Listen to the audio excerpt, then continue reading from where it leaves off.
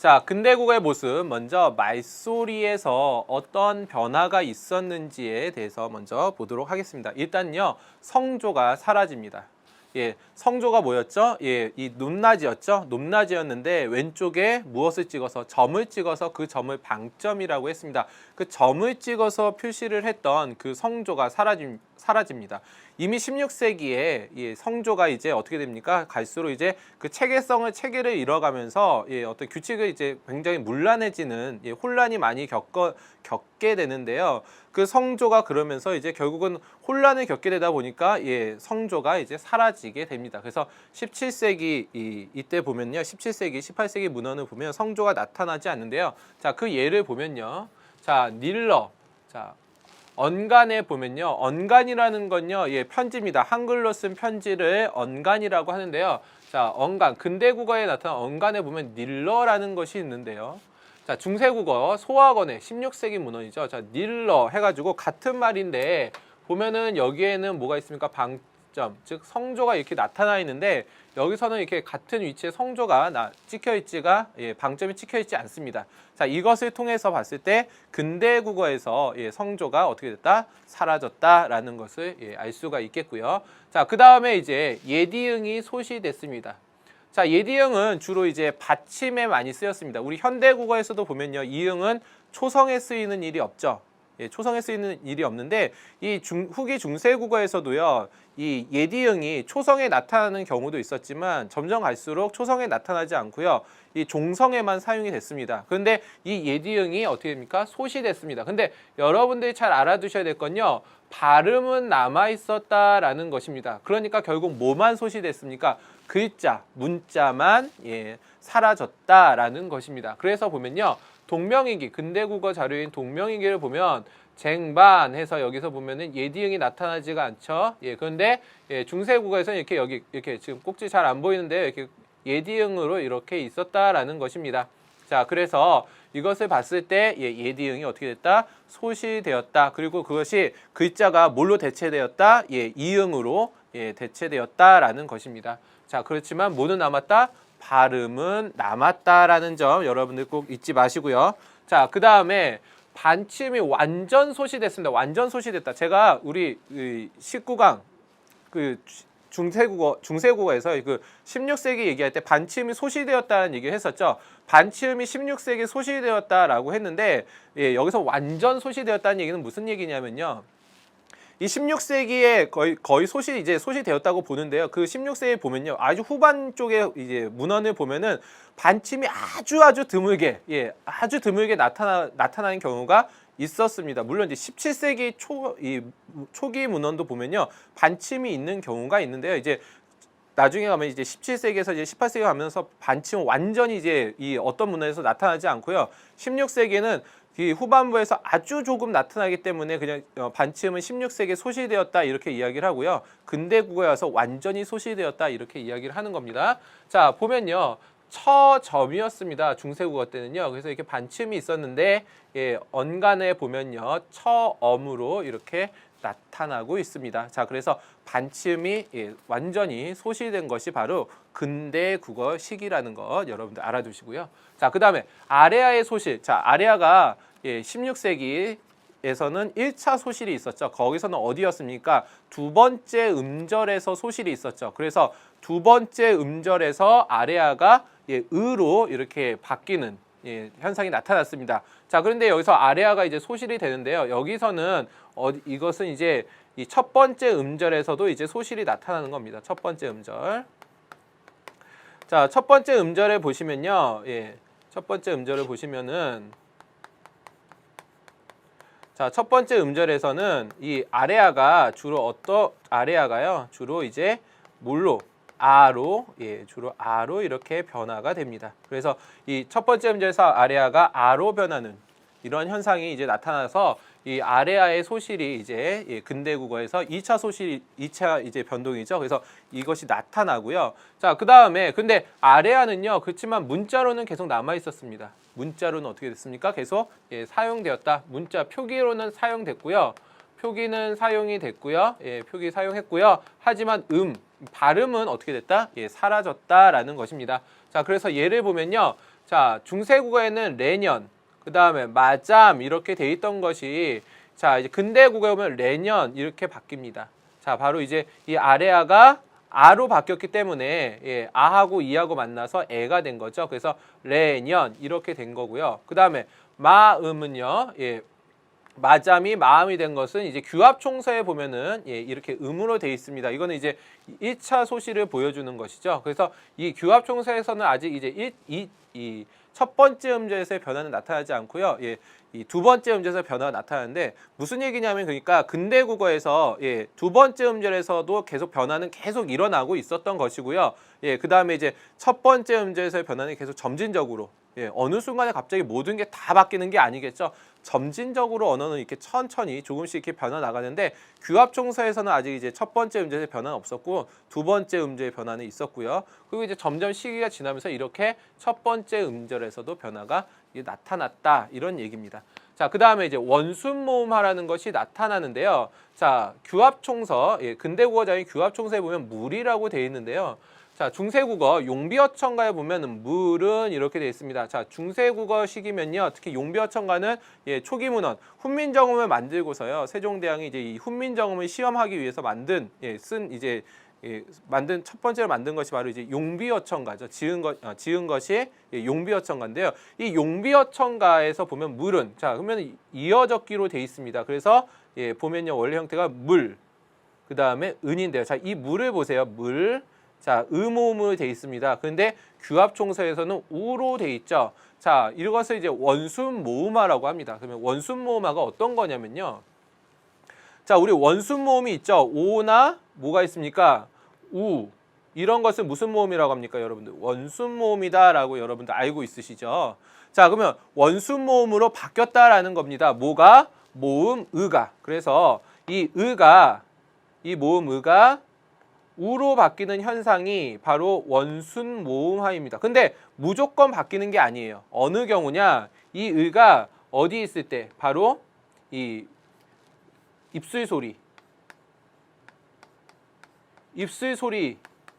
소리에는 뭐가 있습니까? 미음이나 미음, 그 다음에 비읍 같은 것이 있죠. 자, 이러한 미음이나 비읍 같은 이러한 입술 소리에서 입술 소리 아래에 있는 의가 이게 우로 바뀌는 현상, 이게 바로 뭐냐면은 원순모음하입니다. 자, 보면 여기 미음이 있죠. 그래서 미음이 있습니다. 미음 아래 의가 이렇게 우로 바뀌는 현상.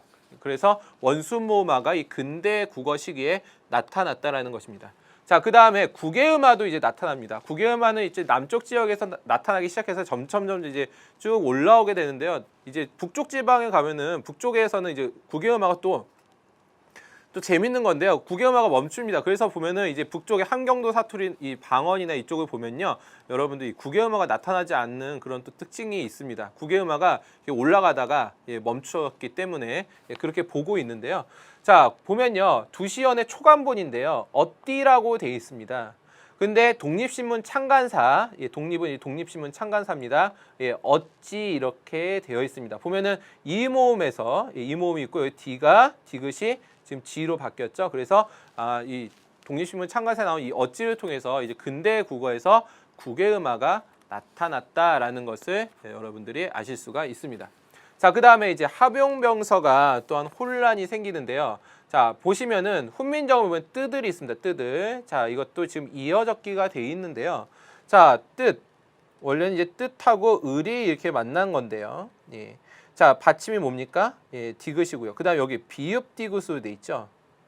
예. 그런데 언간에 보면요, 이거 뜻 같은 뜻이 의미는 같습니다. 자, 의미 같아요. 근데 위에 보니까 병서자가 어떻게 되어 있습니까? 시옷 디귿으로 되어 있죠. 그러니까 지금 비읍 디귿이 어떻게 되어 있습니까? 시옷 디귿으로 이렇게 변화됐습니다. 이것은 바로 뭡니까? 합용병서가 막 이제 좀 혼란을 겪었다, 혼란이다 이런 것을 보여주는 것이다 이렇게 볼 수가 있겠죠. 그래서 이 근대 국어에 와서는요, 또 합용병서에 이러한 혼란이 있었다라는 것입니다. 그래서 이러한 말소리 여러 가지 굉장히 다양한 특징들이 있었습니다. 그 이외에도 더 많지만 여러분들 이 정도는 지금 여러분들이 꼭 알아두셔야 되겠습니다. 자, 다음으로는요, 이제 문법에서는 또 어떠한 변화가 있었는지 우리 보도록 할게요.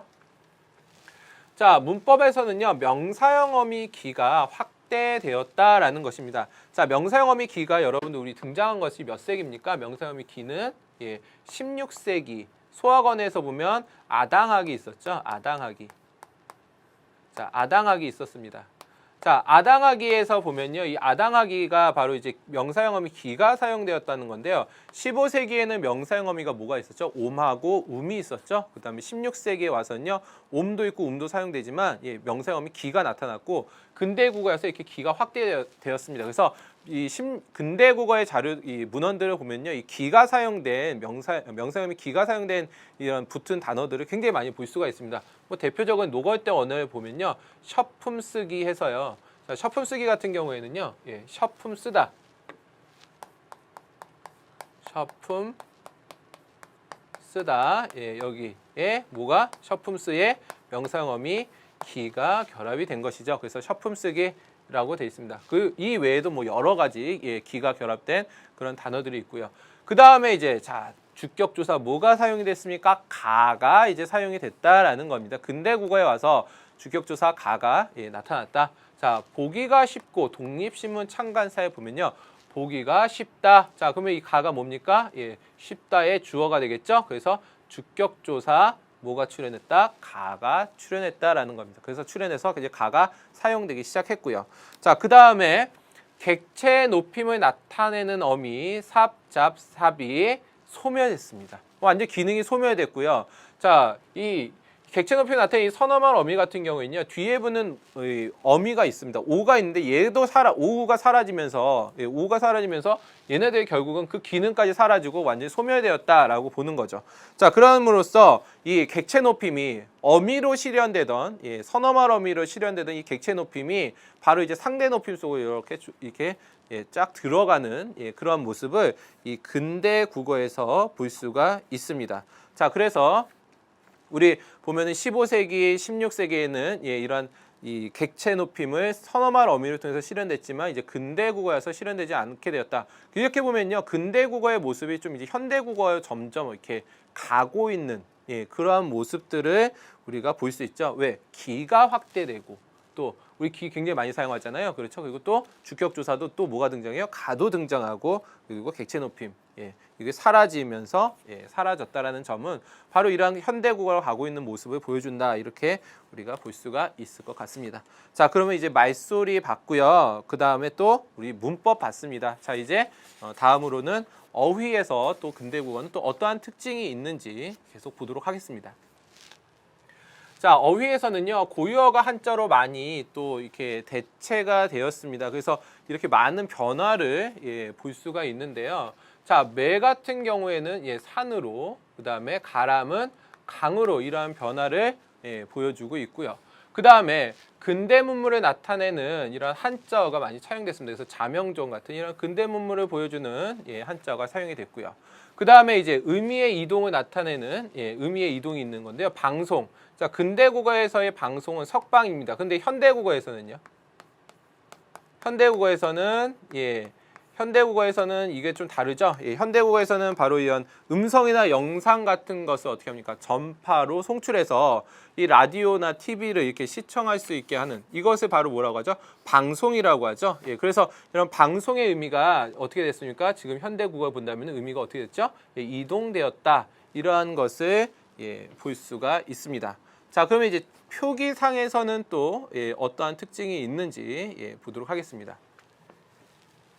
자, 표기상의 특징입니다. 자, 표기상의 특징을 잘 보시면요. 일단 그 15세기, 16세기에서 후기 중세국어에서는 바로 팔중성 가족용이 있었죠. 자, 팔중성 가족용은 기역, 그 다음에 니은, 디귿, 리을, 미음, 비읍, 시옷, 그 다음에 예디응 이렇게 해서 8개의 자음으로 받침을 표기한 것이 바로 뭡니까? 팔중성 가족용입니다. 자, 그런데 근대 국어에서는 7중성으로 줄었습니다. 자, 근데 7중성을 보면은 자, 8중성하고 비교를 해보면은 바로 뭐가? 디귿이 사라졌습니다. 디귿을 쓰지 않고 뭘 썼다? 시옷. 시옷을 쓰고 있다. 그 다음에 앞에서 우리 의문에서 보면은 예디응이 어떻게 됐습니까? 문자가 사라졌죠. 자, 그러면 이제 예디응이 사라졌습니다. 그럼 예디응을 대신해서 뭐가 이응이 쓰였다고 그랬죠? 그러니까 이응이 이렇게 나타나고 있습니다. 그래서 7종성을 사용했다라는 겁니다. 그래서 기역, 니은, 리을, 미음, 비읍, 시옷, 이응해서 받침으로 이렇게 7개의 자음을 사용했습니다. 자, 예를 보면요. 자, 중세국어 보세요. 훈민정음의 뜻을 자, 우리 앞에서도 계속 봤는데요. 자, 뜻. 자, 받침을 보시면 디귿입니다. 받침이. 예.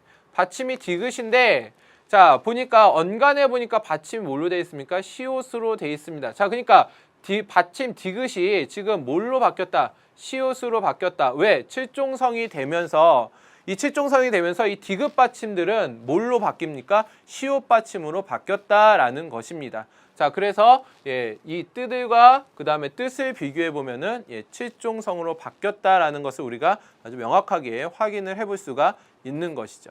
자, 다음으로는요, 분철이 확대가 됩니다.